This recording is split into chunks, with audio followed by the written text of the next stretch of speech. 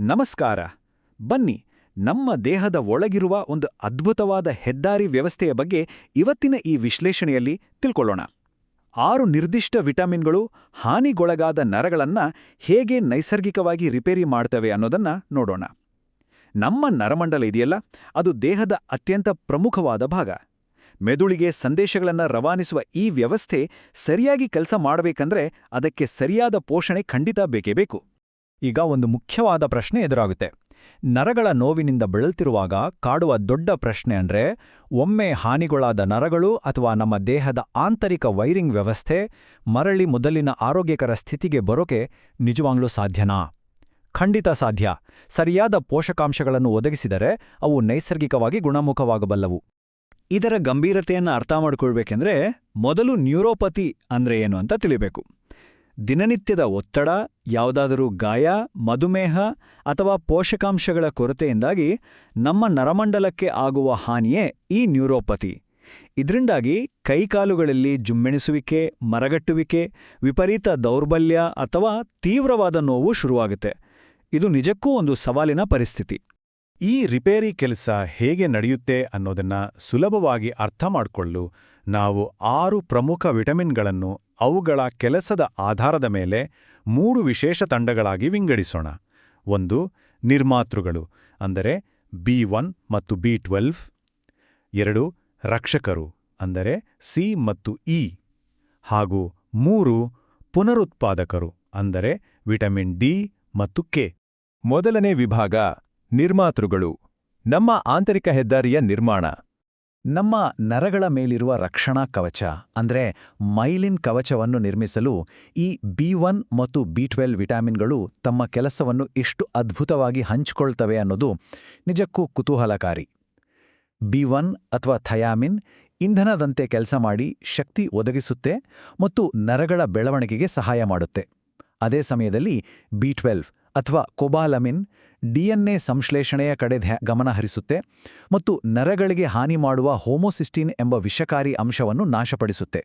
ಇಲ್ಲಿ ಗಮನಿಸಬೇಕಾದ ಒಂದು ಬಹುಮುಖ್ಯವಾದ ಅಂಶ ಇದೆ, ವಿಶೇಷವಾಗಿ ಸಸ್ಯಾಹಾರಿಗಳಿಗೆ. ವಿಟಮಿನ್ B12 ಬಹುಪಾಲು ಮಾಂಸ, ಮೀನು ಮತ್ತು ಹಾಲಿನ ಉತ್ಪನ್ನಗಳಲ್ಲಿ ಮಾತ್ರ ಸಿಗುತ್ತೆ. ಹಾಗಾಗಿ ಸಸ್ಯಾಹಾರಿಗಳು ತಮ್ಮ ನರಗಳ ಆರೋಗ್ಯದ ಬಗ್ಗೆ ಸ್ವಲ್ಪ ಹೆಚ್ಚು ಕಾಳಜಿ ವಹಿಸಬೇಕು. ಅಗತ್ಯ ಬಿದ್ರ ವೈದ್ಯರ ಸಲಹೆ ಮೇರೆಗೆ ಸಪ್ಲಿಮೆಂಟ್ಸ್ ಅಥವಾ ಬಲವರ್ಧಿತ ಆಹಾರಗಳನ್ನು ತೆಗೆದುಕೊಳ್ಳುವುದು ಬಹಳ ಮುಖ್ಯ. ಈಗ 2ನೇ ವಿಭಾಗಕ್ಕೆ ಬರೋಣ. ರಕ್ಷಕರು.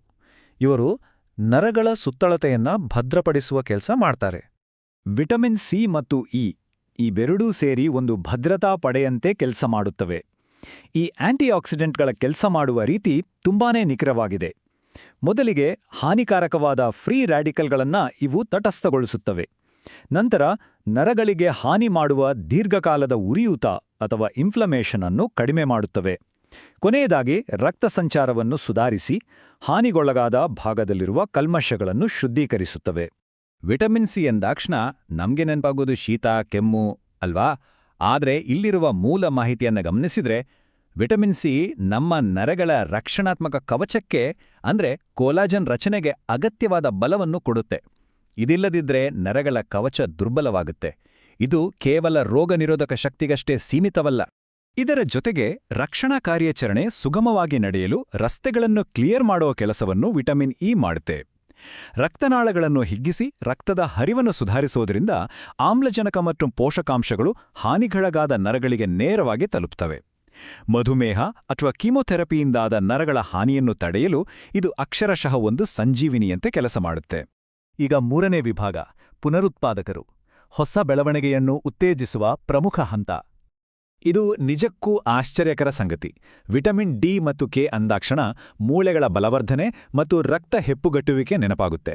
ಆದರೆ ಹಾನಿಗೊಳಗಾದ ನರಗಳನ್ನ ಗುಣಪಡಿಸುವಲ್ಲಿ ಇವು ಗುಪ್ತ ಅಸ್ತ್ರಗಳಾಗಿ ಪ್ರಾಜೆಕ್ಟ್ ಮ್ಯಾನೇಜರ್ಗಳಂತೆ ಕೆಲಸ ಮಾಡ್ತವೆ ಅನ್ನೋದು ಅನೇಕರಿಗೆ ತಿಳಿದಿಲ್ಲ.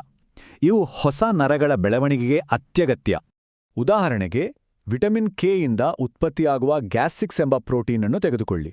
ಇದು ಎಷ್ಟು ಅದ್ಭುತವಾಗಿ ಕೆಲಸ ಮಾಡುತ್ತೆ ಅಂದ್ರೆ ಹಾನಿಗೊಳಗಾದ ನರಕೋಶಗಳಿಗೆ ಸಾಯದಂತೆ ಮತ್ತು ಮರುನಿರ್ಮಾಣಗೊಳ್ಳುವಂತೆ ಇದು ನೇರವಾಗಿ ಸಿಗ್ನಲ್ ಕೊಡುತ್ತೆ. ಇದಿಲ್ಲದಿದ್ರೆ ಆ ದುರಸ್ತಿ ಪ್ರಕ್ರಿಯೆ ನಡೆಯುವುದೇ ಇಲ್ಲ. ಹಾಗಾದ್ರೆ ಈ ಪ್ರಮುಖ ಪ್ರಾಜೆಕ್ಟ್ ಮ್ಯಾನೇಜರ್ಗಳನ್ನು ಪಡೆಯುವುದು ಹೇಗೆ ಅನ್ನೋದನ್ನ ನೋಡೋದಾದ್ರೆ ವಿಟಮಿನ್ ಡಿಯನ್ನು ಸೂರ್ಯನ ಬೆಳಕು ಅಥವಾ ಸಪ್ಲಿಮೆಂಟ್ಸ್ ಮೂಲಕ ಪಡೆಯಬಹುದು. ಇನ್ನು ವಿಟಮಿನ್ ಕೆ1 ಅನ್ನು ಪಾಲಕ್ನಂತಹ ಹಸಿರು ಎಲೆಗಳಿಂದ ಮತ್ತು ವಿಟಮಿನ್ ಕೆ2 ಅನ್ನು ನಮ್ಮದೇ ಕರುಳಿನ ಬ್ಯಾಕ್ಟೀರಿಯಾ ಅಥವಾ ಪ್ರಾಣಿಜನ್ಯ ಉತ್ಪನ್ನಗಳಿಂದ ಸುಲಭವಾಗಿ ಪಡೆದುಕೊಳ್ಳಬಹುದು. ನರಗಳ ಈ ರಿಪೇರಿ ವ್ಯವಸ್ಥೆ ಸರಿಯಾಗಿ ಕೆಲಸ ಮಾಡಬೇಕಂದ್ರೆ ಎಷ್ಟು ಪ್ರಮಾಣದ ವಿಟಮಿನ್ ಬೇಕು?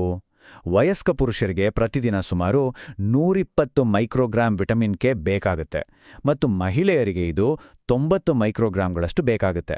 ಇದೊಂದು ಚಿಕ್ಕ ಅಂಕಿ ಅಂಶವಾದರೂ ನಮ್ಮ ದೀರ್ಘಾವಧಿಯ ಆರೋಗ್ಯಕ್ಕೆ ಇದು ಬಹಳ ಮುಖ್ಯ. ಕೊನೆಯ ವಿಭಾಗ ನಮ್ಮ ಆಂತರಿಕ ಹೆದ್ದಾರಿಯ ನಿರ್ವಹಣೆ. ಈ ಸಂಪೂರ್ಣ ವಿಶ್ಲೇಷಣೆಯ ಸಾರಾಂಶ ಇಷ್ಟೇ. ನರಗಳನ್ನ ನೈಸರ್ಗಿಕವಾಗಿ ಗುಣಪಡಿಸಬೇಕಾದ್ರೆ ಈ 6 ವಿಟಮಿನ್ಗಳ ತಂಡ ಒಟ್ಟಾಗಿ ಕೆಲಸ ಮಾಡಬೇಕು. ನಿರ್ಮಾತೃಗಳು, ರಕ್ಷಕರು ಮತ್ತು ಪುನರುತ್ಪಾದಕರು ಎಲ್ಲರೂ ಇರಲೇಬೇಕು.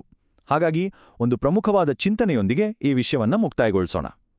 ದೈನಂದಿನ ಊಟದ ತಟ್ಟೆಯಲ್ಲಿ ಈ ಪೈಕಿ ಯಾವುದಾದ್ರೂ ಪ್ರಮುಖ ಪೋಷಕಾಂಶ ಕಾಣಿಯಾಗಿದೆಯಾ? ನಮ್ಮ ನರಮಂಡಲದ ರಕ್ಷಣೆಗಾಗಿ ಇದರ ಬಗ್ಗೆ ಒಮ್ಮೆ ಮೌಲ್ಯಮಾಪನ ಮಾಡಿಕೊಳ್ಳುವುದು ಬಹಳ ಮುಖ್ಯ. ಈ ಶೈಕ್ಷಣಿಕ ವಿಶ್ಲೇಷಣೆ ಉಪಯುಕ್ತವಾಗಿದೆ ಮತ್ತು ಇಂತಹ ಇನ್ನಷ್ಟು ಮಾಹಿತಿಯುಕ್ತ ವಿವರಣೆಗಳನ್ನು ನೋಡಲು ಆಸಕ್ತಿ ಇದೆ ಎಂದಾದರೆ ಖಂಡಿತವಾಗಿಯೂ ಈ ಪ್ರಸ್ತುತಿಯನ್ನು ಲೈಕ್ ಮಾಡಿ, ಇತರರೊಂದಿಗೆ ಶೇರ್ ಮಾಡಿ ಮತ್ತು ಚಾನೆಲ್ಗೆ ಸಬ್ಸ್ಕ್ರೈಬ್ ಮಾಡೋದನ್ನು ಮರೆಯದಿರಿ.